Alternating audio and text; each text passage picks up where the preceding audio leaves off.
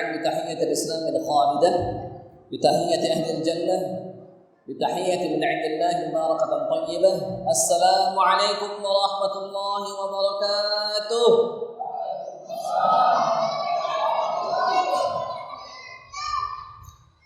الحمد لله الذي هدانا لهذا وما كنا لنهتدي لولا أن هدانا الله. أشهد أن لا إله إلا الله وأشهد أن محمدا عبده ورسوله لا نبي ولا رسول بعده. اللهم صل وسلم وبارك على سيد المرسلين نبينا الكريم حبيبنا محمد صلى الله عليه وسلم وعلى آله وأصحابه وأمته أجمعين. أما بعد، أيها الحاضرون الكرام، أوصيكم وإياي بتقوى الله، أوصيكم وإياي بتقوى الله، أوصيكم وإياي بتقوى الله وطاعته فقد فاز المتقون. قال الله تعالى: أعوذ بالله من الشيطان الرجيم، وتزودوا فإن خير الزاد التقوى واتقون يا أولي الألباب. قال الله تعالى: سبحان الذي أسرى بعبده ليلا من المسجد الحرام إلى المسجد الأقصى الذي باركنا حوله لنريه من آياتنا إنه هو السميع البصير. صدق الله العظيم وصدق رسوله النبي الكريم ونحن على ذلك من الشاهدين والشاكرين. الحمد لله رب العالمين. Jamaah yang dirahmati Allah Subhanahu wa taala, mari kita bersyukur kepada Rabb kita Allah Subhanahu wa taala. Dialah zat yang maha baik kepada kita. Saking baiknya dia kepada kita, dia pilih kita sebagai umatnya Sayyidul Anam Nabi Muhammad sallallahu alaihi wasallam.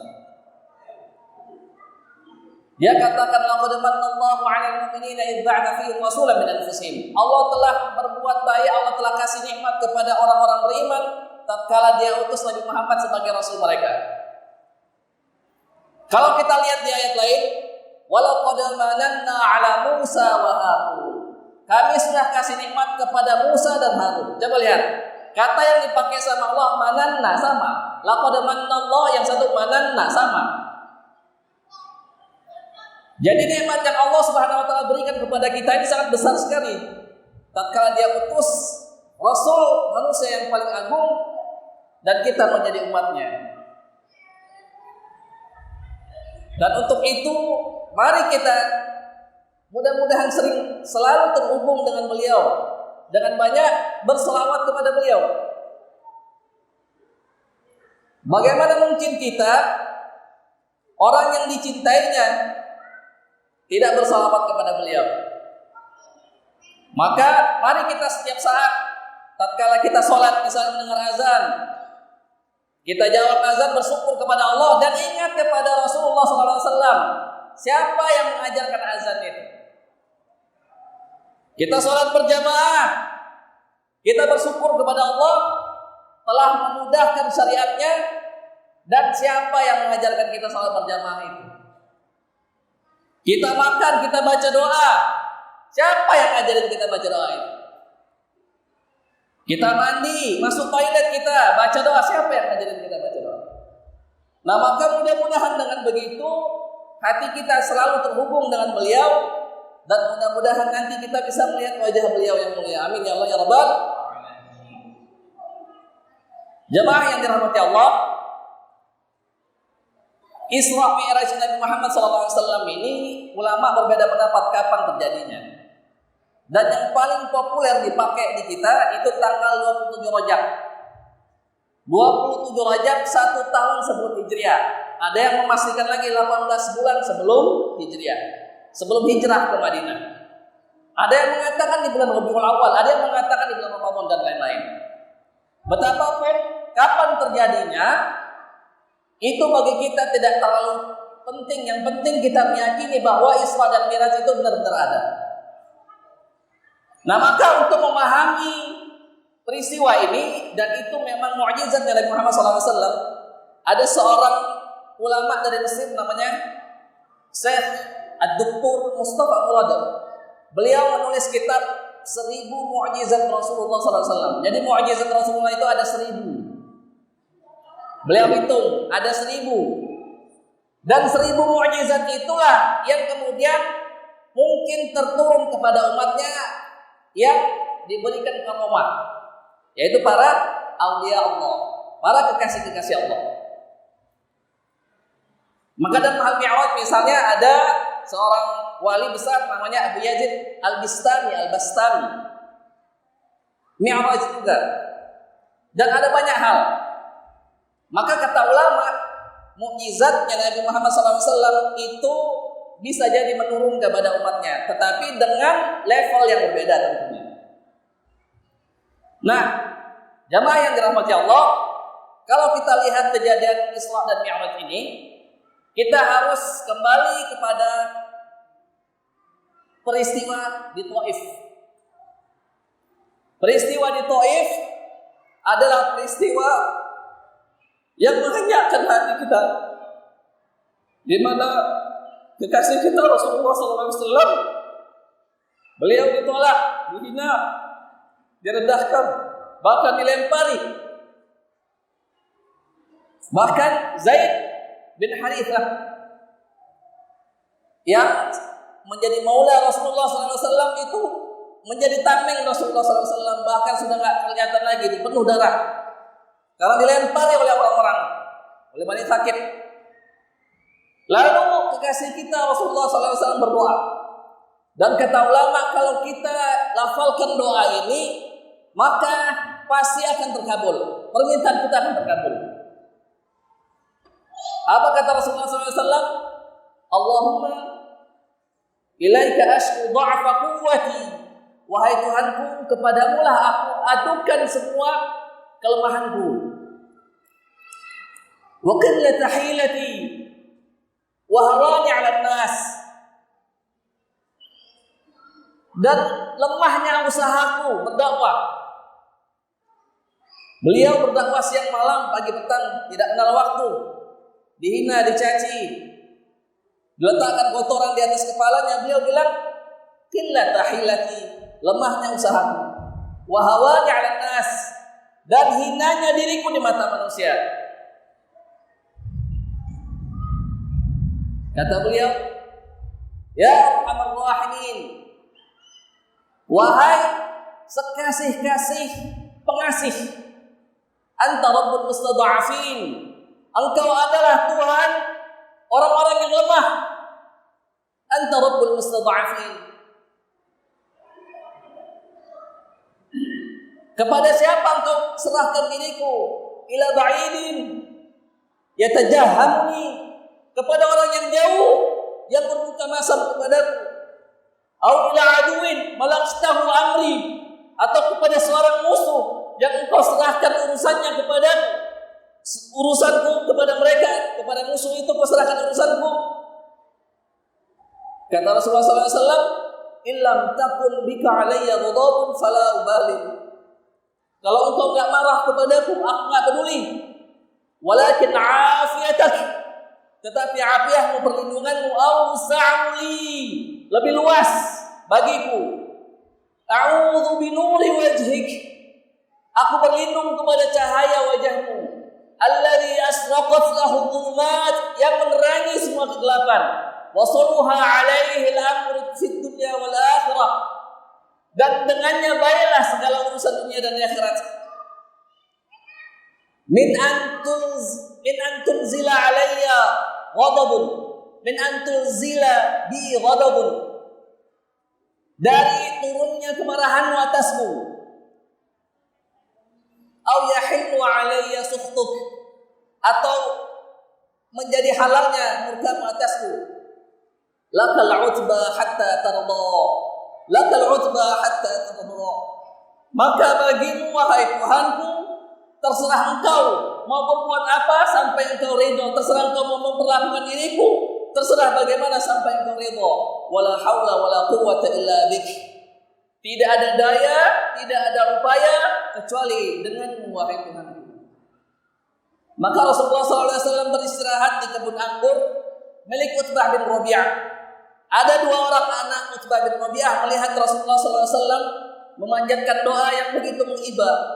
Lalu kemudian tergerak hatinya menyuruh ada seorang pembantunya namanya Adas.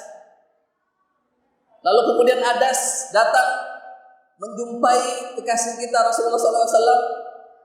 Beliau penuh luka tubuhnya dan kemudian memberikan anggur lalu diambil oleh Rasulullah SAW. Jadi Adas memang pembantu, Adas memang budak yang menjaga kebun itu dan dia tidak punya hak atas kebun itu, tapi sudah disuruh oleh anaknya Utbah bin Rabi'ah. Lalu Rasulullah SAW makan, diambil oleh Rasulullah membaca Bismillahirrahmanirrahim. Ditanya siapa namamu? Adas. Dan Adas tidak pernah mendengar ada kata-kata Bismillahirrahmanirrahim. Dengan menyebut nama Allah yang Maha Rahman, Maha Rahim, Maha Pengasih dan Maha Penyayang. Lalu kemudian Rasul bertanya, dari mana asalmu? Aku dari Ninawa. Kalau sekarang nama daerahnya itu Mausil, di sebuah daerah di Irak.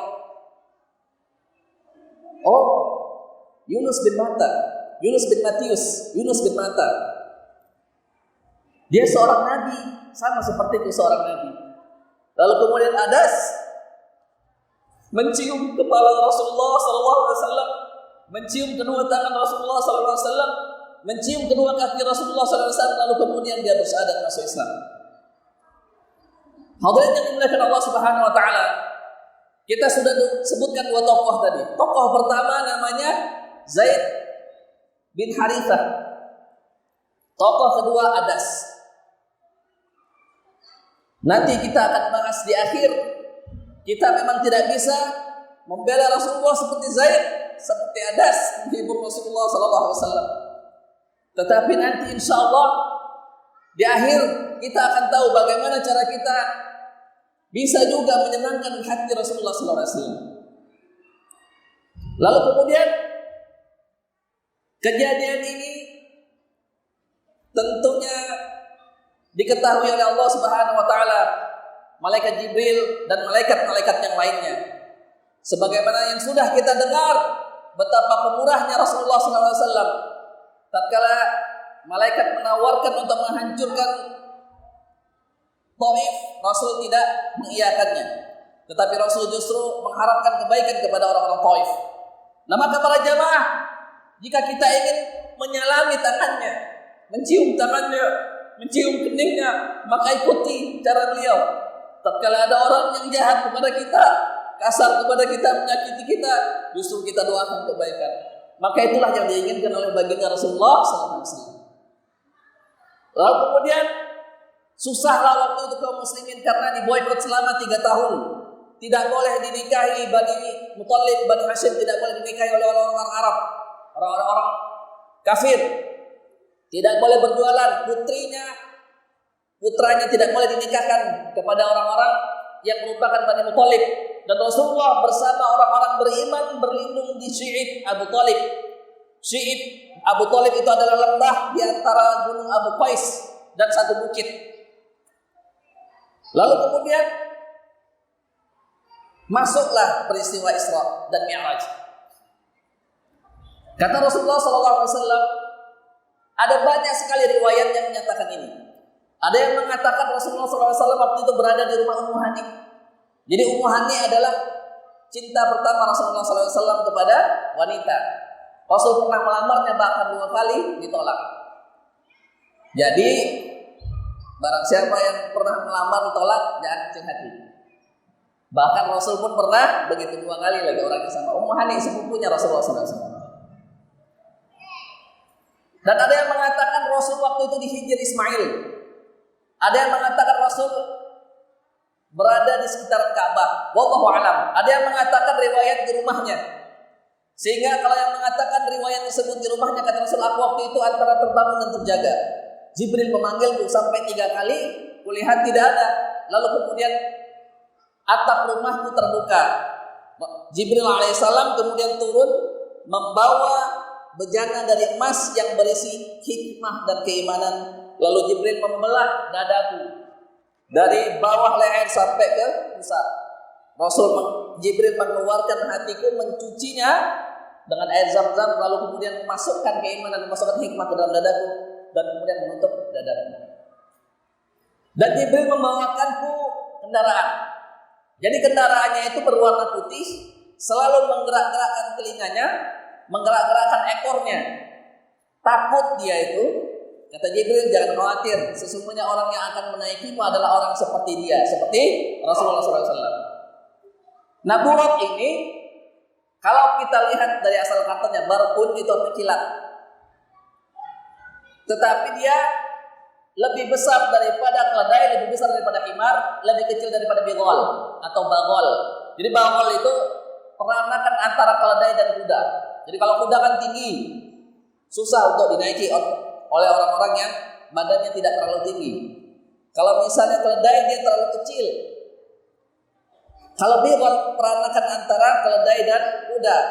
Tetapi buruk ini adalah lebih besar daripada keledai, lebih kecil daripada bigol. Lalu aku pun menaikinya. Dia pun melesat sejauh mata memandang. Kalau dia naik ke atas bukit, maka kakinya memanjang. Kalau dia turun, maka tangannya memanjang. Jadi selalu datar. Adakah kendaraan secanggih itu sekarang? Terus kemudian ada beberapa yang memanggil Rasulullah SAW. Jadi kalau kita baca beberapa riwayat, yang pertama Rasul melihat ada orang tua. Yang kedua, Rasul mendengar ada orang yang memanggil, wahai Muhammad, kemarilah. Lalu kemudian ditanya oleh Rasulullah, siapa itu? Kata Jibril, yang pertama adalah dunia dan umurnya seperti itu dan sisa umurnya seperti laki-laki itu. Jadi sudah tua. Yang kedua adalah iblis, dia memanggilmu supaya memalingkanmu dari Allah. Nah, kalau kita baca riwayat yang lain, ada yang memanggil Rasul dari sebelah kanan, ada yang memanggil dari sebelah kiri. Ada yang tidak mengenakan busana tetapi memakai semua perhiasan. Jadi seolah-olah seperti perempuan yang tidak menggunakan busana tetapi dia mengenakan banyak sekali perhiasan. Ditanya oleh Nabi Muhammad kepada Sayyidina Jibril, siapa itu? Kalau yang dari kanan itu penyeru Yahudi, kalau dari kiri penyeru Nasrani. Kalau kau ikuti yang Yahudi ini, semua umat nanti jadi Yahudi. Kalau kau ikuti yang kiri ini, semua nanti jadi Nasrani. Adapun yang tidak berbusana dan menggunakan semua perhiasan itu adalah dunia. Kalau kau penuhi seruannya, maka umatmu akan lebih cenderung kepada dunia dibanding akhirat.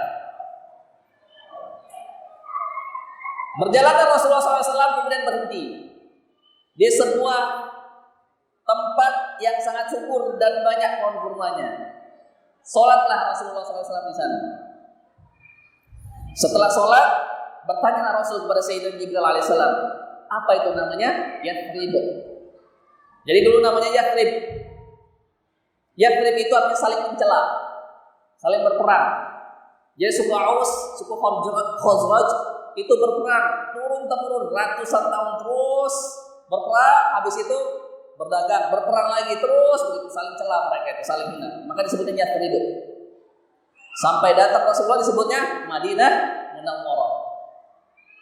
Tempat yang disinari.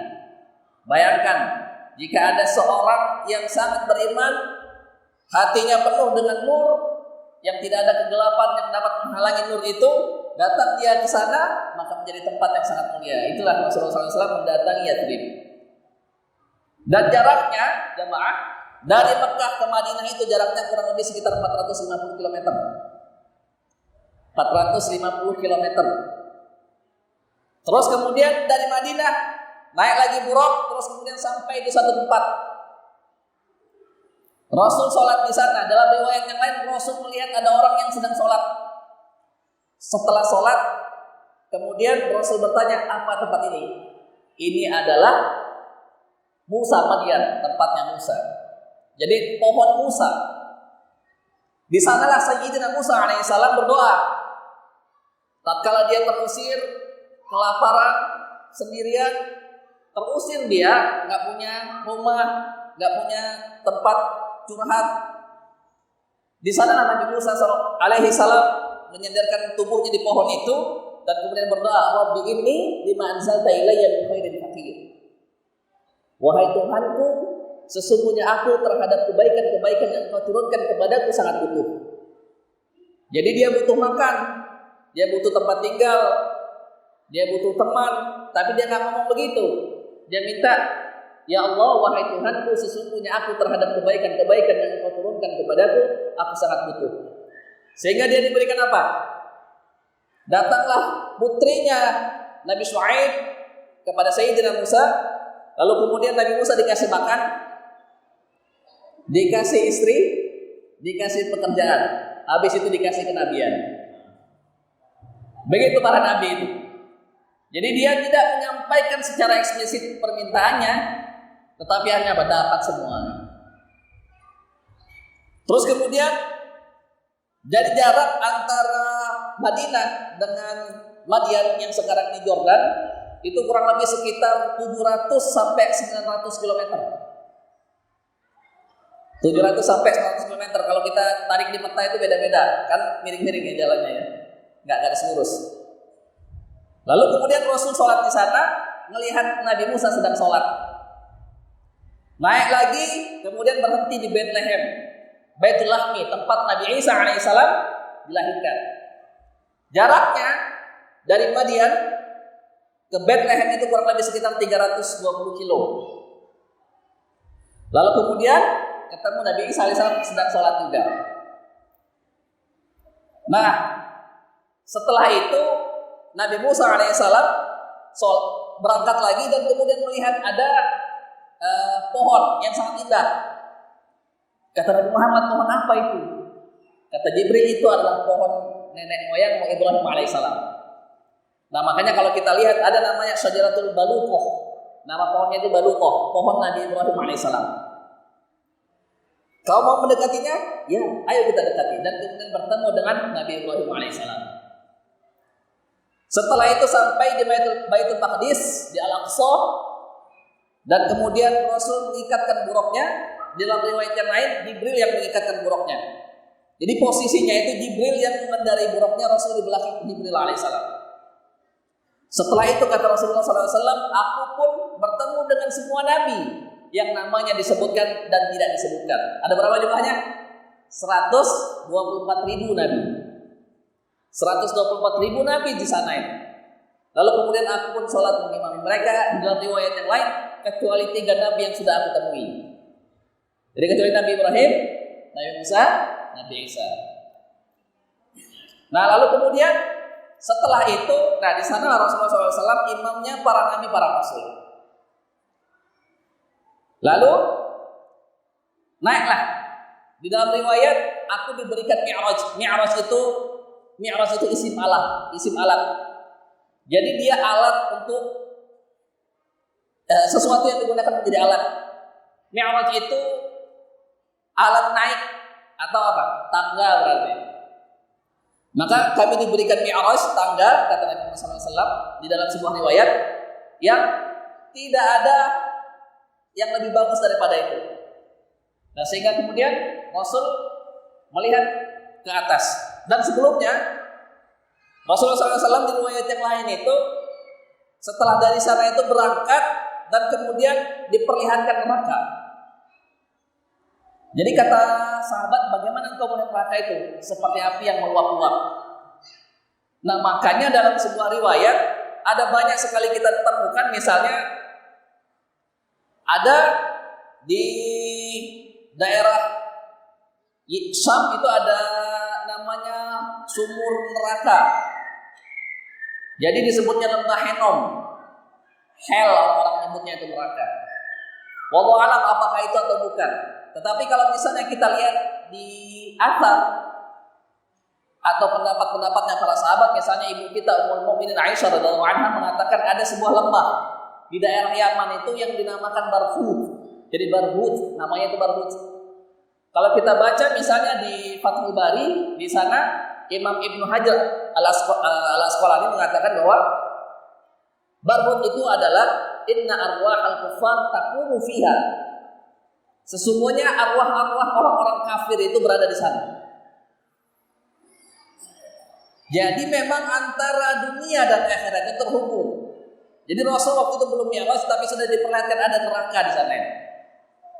Dan kemudian ada banyak riwayat yang misalnya kita lihat, jadi Barhut itu merupakan tempat arwahnya orang-orang kafir diletakkan oleh Allah Subhanahu wa taala. Naiklah Rasulullah SAW Mi'raj, naik ke langit pertama. Jibril mengatakan, mengucapkan salam, dan kemudian dijawab oleh malaikat penjaga langit pertama atau sama dunia. Dan kemudian dikatakan, engkau datang dengan siapa? Dengan Nabi Muhammad SAW. Apakah dia diutus? Ya. Ni'mal muji ja.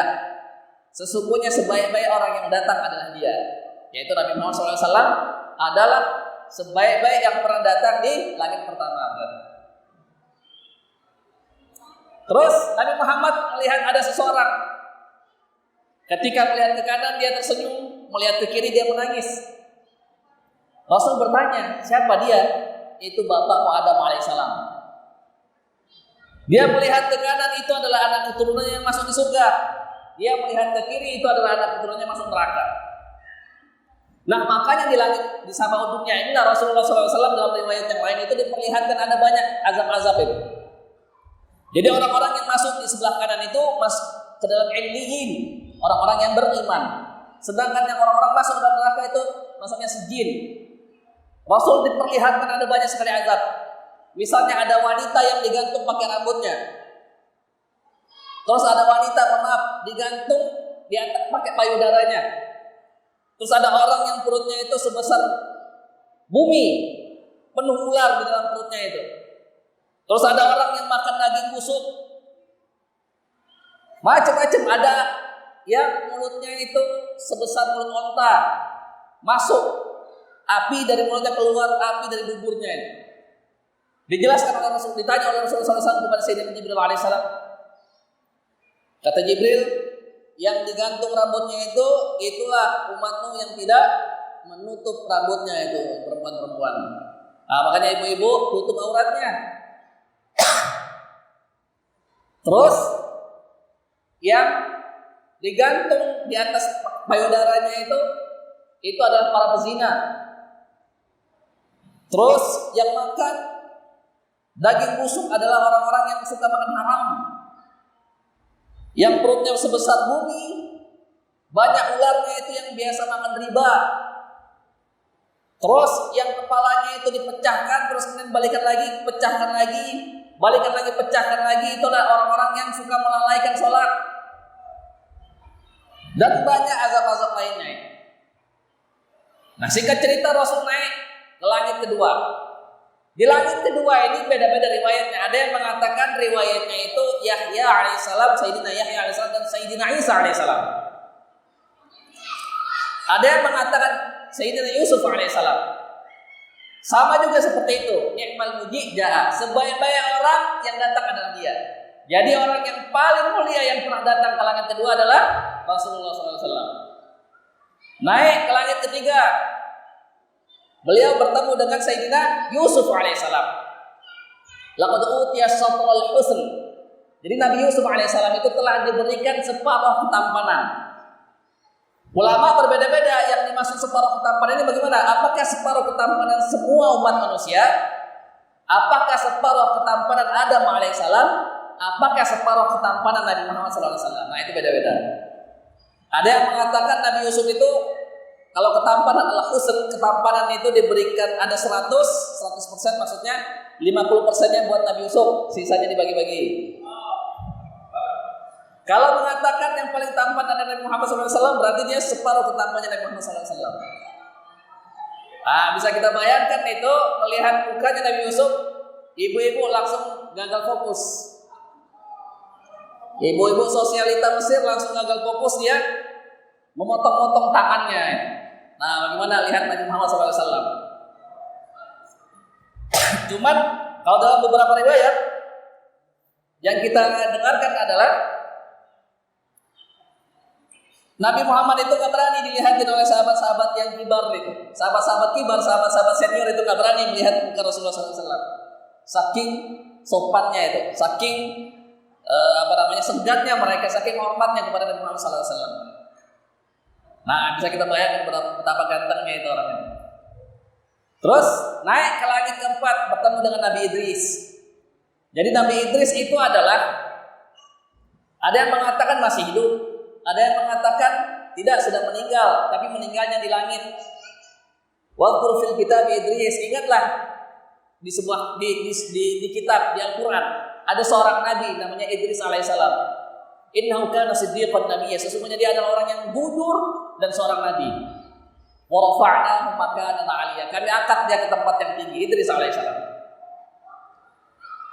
Terus kemudian bertemu dengan Nabi Harun di langit kelima. Sama, perkataannya sama. Apakah siapa yang bersama Muhammad SAW? Apakah dia diutus? Iya. Ni'mal mujizah, sebaik-baik orang yang pernah datang ke sini adalah dia. Di langit kelima bertemu dengan Sayyidina Harun alaihissalam. Jadi dia melihat Harun itu adalah orang yang jenggotnya itu panjang sampai sini dan separuh hitam, separuh putih. Dan dia melihat semua nabi-nabi tadi bersama dengan umatnya. Berarti umat-umatnya yang soleh itu. Termasuk juga Nabi Harun bersama dengan umatnya. Setelah itu, di langit ke-6 Rasulullah SAW bertemu dengan Nabi Musa AS. Jadi kalau kita lihat beberapa riwayat memang beda-beda. Ada yang mengatakan Nabi Musa di langit ke-7, di langit ke-6 Nabi Ibrahim. Tapi kita ambil yang riwayat ini. Di langit ke-6 itu Nabi Musa AS. Dia seperti orang Syadwah, rambutnya keriting. Kalau misalnya dia pakai baju, rambutnya itu lebih dominan dan giginya itu nggak teratur, jadi bertumpuk-tumpuk, nggak teratur. Waktu itu dia menangis. Jadi Nabi Musa menangis. Nabi Musa menangis, ditanya kenapa dia menangis. Jadi Nabi Musa mengatakan ini anak ini, orang ini, dia adalah anak kemarin sore, dia adalah orang yang baru diutus setelahku. Maksudnya dia jauh lebih muda daripadaku, ibaratnya tidak lebih tua daripada diriku, dan umatnya masuk surga lebih banyak daripada umatku. Nangis Nabi Musa alaihissalam. Nah kalau kita baca di riwayat yang lain, kata Nabi Muhammad, siapa itu? Itu Musa. Siapa yang dia caci? Yang dia caci adalah Tuhannya. Dia mencaci Tuhannya karenamu. Kata Nabi Muhammad kepada Jibril alaihissalam, apakah dia berani mencaci Tuhannya? Kata Jibril alaihissalam, Allah sudah tahu bahwa dia memang perangainya itu kasar, perangainya itu keras. Nah, jangan ditiru-tiru sekali-kali ya. Beda kalau Sayyidina Musa alaihissalam, dia dekat sekali kepada Allah Subhanahu wa taala sehingga gampang sekali untuk Allah maafkan. Lalu kemudian naik ke langit ke-7, Rasulullah SAW bertemu dengan bapaknya Ibrahim alaihissalam, dan beliau adalah orang yang paling mirip dengan Rasulullah SAW. Ibrahim alaihissalam wajahnya paling mirip dengan Nabi Muhammad SAW. Dia punya istri namanya Sayyidatina Sarah. Jadi Sayyidina Ibrahim, istrinya Sayyidatina Sarah. Sayyidatina Sarah itu diberikan kecantikan separuh manusia. Nah, jadi ibu-ibu yang merasa cantik, nggak ada apa-apanya sama Sayyidatina Sarah. Dia diberikan separuh kecantikan semua umat manusia. Makanya punya anak keturunannya namanya Yakub. Namanya Ishak. Ishak punya anak namanya Yakub alaihissalam. Yakub alaihissalam punya anak namanya Yusuf alaihissalam, memiliki ketampanan yang sangat tampan sekali. Bapaknya tampan, ibunya tampan, keimanannya tampan juga, cantik juga imannya, luar dalam cantik. Dan waktu itu Rasulullah SAW melihat Sayyidina Ibrahim sedang bersandar di Baitul Ma'mur. Jadi Baitul Ma'mur itu adalah Ka'bahnya langit. Di bumi itu punya kiblat namanya Ka'bah. Di langit kalau ditarik garis lurus kata ulama itu ada namanya Baitul Ma'mur. Sayyidina Ibrahim menyandarkan tubuhnya itu di Baitul Ma'mur. Baitul Ma'mur itu setiap hari masuk di dalamnya 70.000 malaikat. Setelah itu nggak pernah kembali lagi malaikat. Jadi setiap hari itu ada 70.000 malaikat yang berada di sana. Dan setiap hari ganti orangnya, malaikatnya ganti. Nah, bisa kita hitung nggak? Wa ma ya'lamu junuda rabbika illa hu, kata. Tidak ada yang mengetahui tentara Tuhan itu jumlahnya berapa kecuali Allah Subhanahu wa taala. Nah, setelah itu Rasulullah SAW bercakap-cakap dan Sayyidina Ibrahim alaihissalam menitipkan salamnya kepada kita, umatnya Nabi Muhammad SAW. Nah, maka kita harus jawab, Waalaikumsalam ya Sayyidina Ibrahim. Nah, kita sudah belum jawab salamnya itu. Kalau mengucapkan salam hukumnya apa? Sunnah. Menjawabnya wajib, tapi syukurnya wajib kifayah. Jadi kalau sudah ada yang menjawab salamnya Sayyidina Ibrahim, nah kita berarti gugur sudah semua dosanya ini. Lalu beliau mengatakan kepada Nabi Muhammad SAW bahwasanya surga itu arduha thayyibatun, tanahnya itu sangat subur, wasi'atun, sangat luas. Maka suruh tanam. Tanamannya apa? Perkataan la haula wala quwwata illa billah. La haula wala quwwata illa billah. Maka sesiapa yang membaca la haula wala quwwata illa billah atau hauqalah sebanyak 100 kali satu hari, dia akan terbebas dari kefakiran. Fakir misalnya nggak bisa bayar utang, baca itu 100 kali itu. Nggak bisa bayar cicilan, berat bayar cicilan, baca itu. Berat bayar sekolah anak, baca itu berarti 100 kali, terbebas dari kefakiran. Nah, itu oleh-oleh yang diberikan Sayyidina Ibrahim kepada Muhammad SAW. Nah, lantas kemudian naik lagi Rasulullah SAW ke Sidratul Muntaha. Jadi sidr atau bidara atau sebuah pohon yang daunnya itu seperti telinga gajah, sangat besar sekali dan indah sekali. Dan muntaha itu artinya habis. Pengetahuan makhluk itu sudah sampai sana saja. Dan di saat itulah Rasulullah SAW melihat Jibril alaihissalam dalam bentuk aslinya, memiliki 600 sayap, yang dari sayapnya itu berjatuhan intan dan mutiara. Jadi dari sayapnya itu intan mutiara berjatuhan. Dan biasa aja Sayyidina Jibril melihat intan-intan itu nggak dipungutin, biasa aja. Tapak kakinya warnanya hijau, sangat indah sekali. Nah, maka tadi di awal sudah berapa kali dibacakan ayat surah An-Najm. Maka di sinilah ada perbedaan sahabat. Aisyah radhiyallahu anha mengatakan bahwa yang dilihat Qaba Qausain aw Adna itu adalah Jibril alaihissalam, dan Nabi Muhammad SAW tidak melihat Allah, tapi Jibril maksudnya. Tetapi Abdullah bin Abbas radhiyallahu anhu, Sayyidina Abdullah bin Abbas mengatakan Rasulullah SAW melihat Tuhannya. Nah, inilah yang kemudian terjadi perbedaan pendapat antara sahabat. Apakah Rasulullah SAW ketika Mi'raj melihat Tuhannya atau tidak? Dua sahabat berbeda pendapat. Maka kalau misalnya kita lihat di hadis itu, nurun. Kalau yang bagi yang tidak menganggap Rasul melihat Allah, nurun anna arahu. Cahaya bagaimana aku bisa melihatnya? Tapi kalau misalnya yang menganggap Rasul melihat Allah Subhanahu wa taala, nurun anni arahu. Cahaya sesungguhnya aku melihatnya. Nah, tergantung baris yang mana kita baca. Nah, ini terjadi perbedaan pendapat. Maka yang mengatakan melihat Rasulullah SAW, maka kadzabal fuadu ma ra'a. Jadi yang melihat itu adalah fuadnya Nabi Muhammad SAW. Makanya kata Imam Al-Ghazali, kalau kalian terus-terusan melatih dirimu, melatih nafsumu untuk tidak membebaskannya, nanti engkau mudah-mudahan akan sampai pada derajatnya Umar bin Khattab yang mengatakan, sesungguhnya hatiku melihat Tuhanku, kata Umar bin Khattab. Tapi yang jelas, perbedaan pendapat tersebut tidak menjadikan kita tetap mengimani mi'rajnya Rasulullah SAW. Lalu kemudian Rasul naik lagi, namanya Ruf yang berwarna hijau.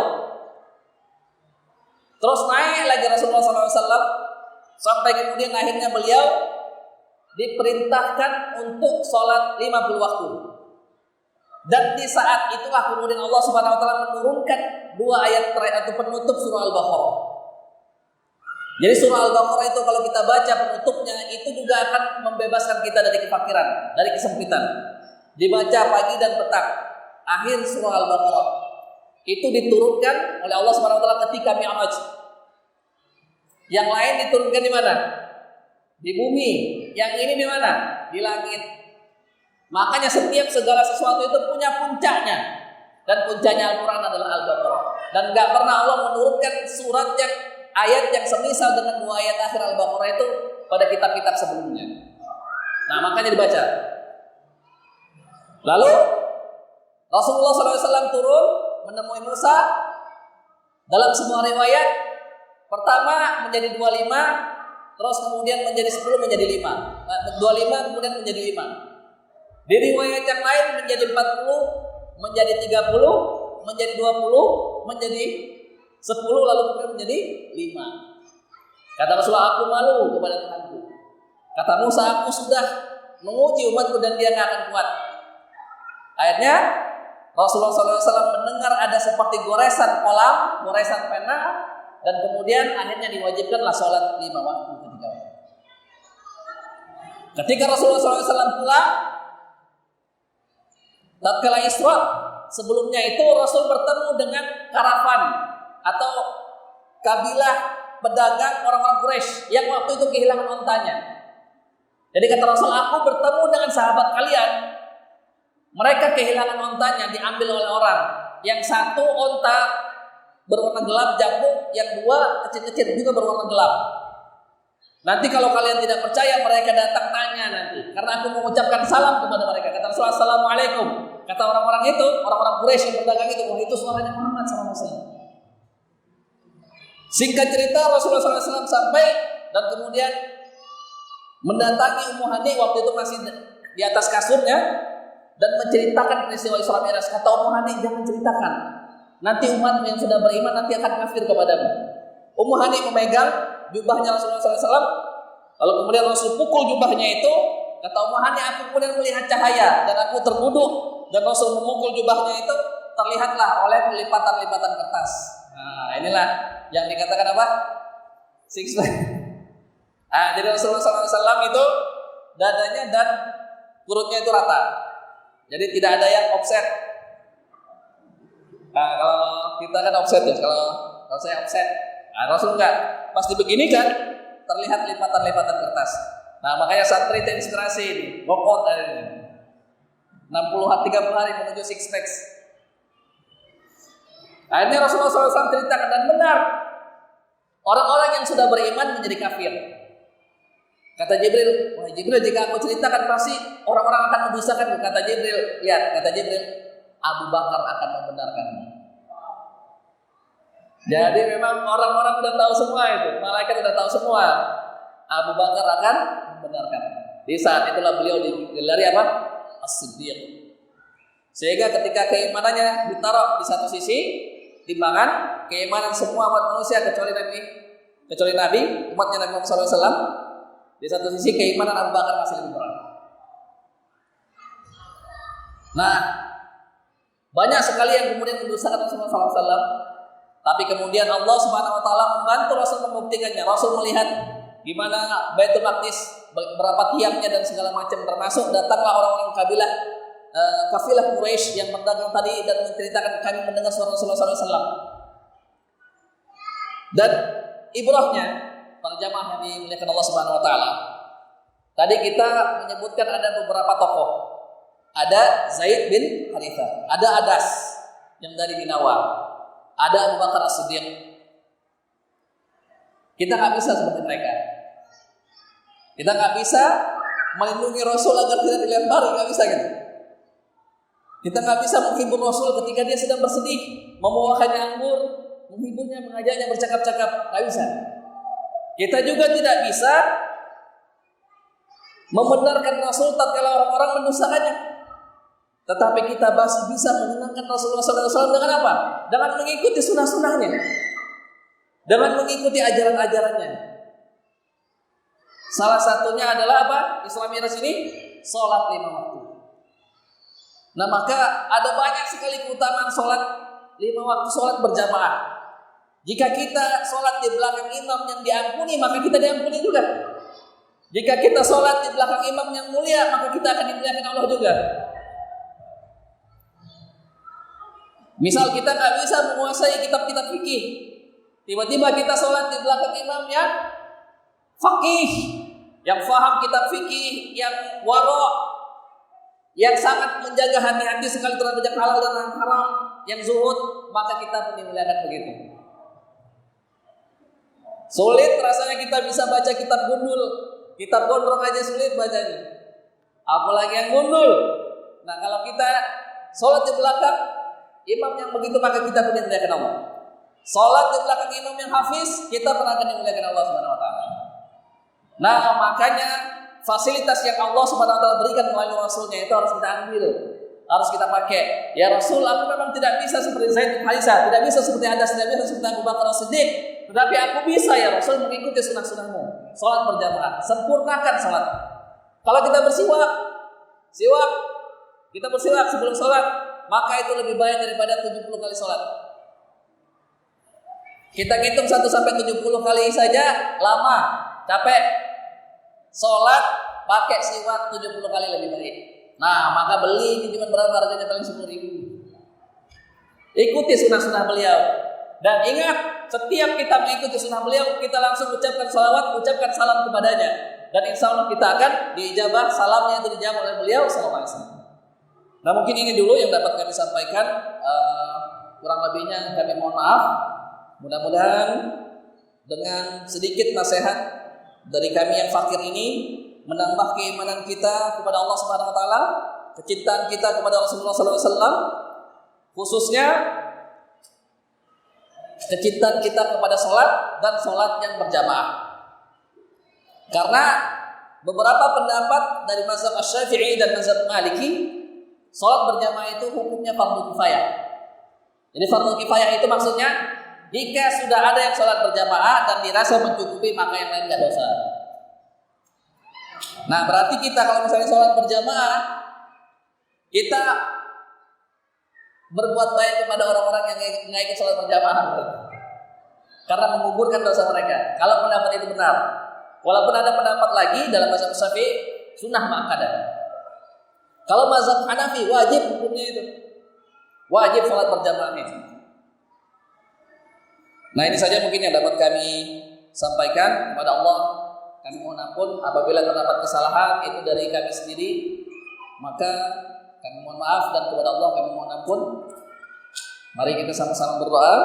Mudah-mudahan Allah Subhanahu wa taala melembutkan hati kita, memberikan kita kecintaan kepadanya, kecintaan kepada Al-Qur'an, kecintaan kepada Rasulullah sallallahu alaihi wasallam, kecintaan kepada orang-orang yang mencintai Rasulullah sallallahu alaihi wasallam, kecintaan kepada orang-orang yang mencintai Allah, kecintaan kepada orang-orang yang soleh.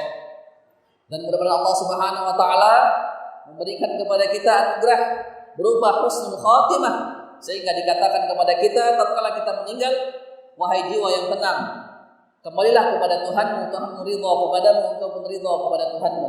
Masuklah engkau ke dalam surgaku, masuklah engkau ke dalam hamba-hamba yang soleh.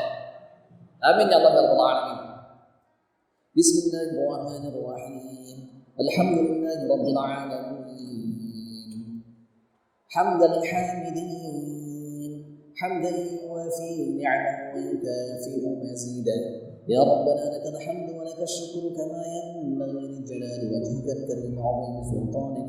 Subhanaka la nuhsi thana'an 'alayka anta kama athnayta 'ala nafsik. فلك الحمد حتى ترضى ولك الحمد بعد الرضا ولك الحمد إذا رضيت.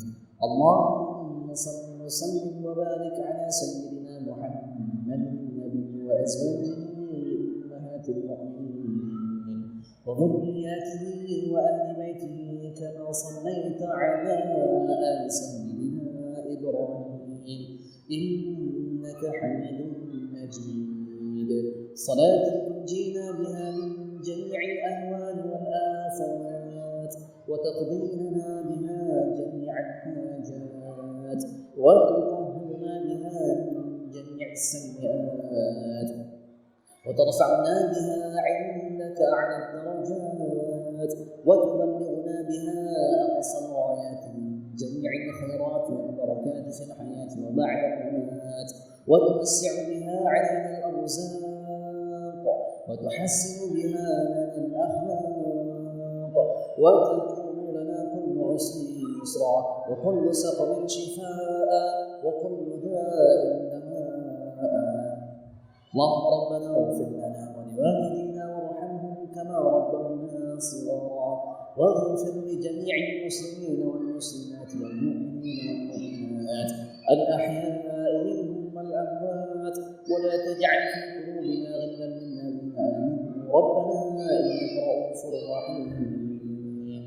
ربنا تقبل منا إنك أنت السميع العليم وتب علينا إنك أنت التواب الرحيم ربنا آتنا في الدنيا حسنة وفي الآخرة حسنة وقنا عذاب النار سبحان ربنا رب العزة عما يصفون وسلام على المرسلين والحمد لله رب العالمين. السلام عليكم ورحمة الله وبركاته.